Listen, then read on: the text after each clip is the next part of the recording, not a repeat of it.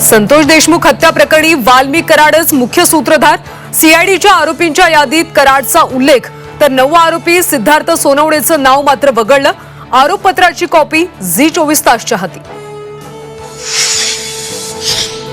सोमवारपर्यंत धनंजय मुंडेंचा राजीनामा घ्या, अन्यथा महाराष्ट्र पेटणार, अंजली दमानी यांचा इशारा।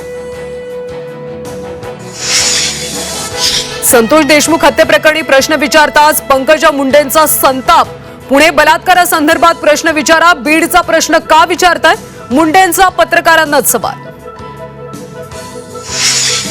दीपक बडगुजरचं 5 जणांना दिलासा, मकोकाच्या आरोपातून दीपक बडगुजरची सुटका। अप्पर पोलीस महासंचालकांनी मकोकाची परवानगी नाकारली। प्रशांत जाधव गोळीबार प्रकरणी दीपक संशयित आरोपी।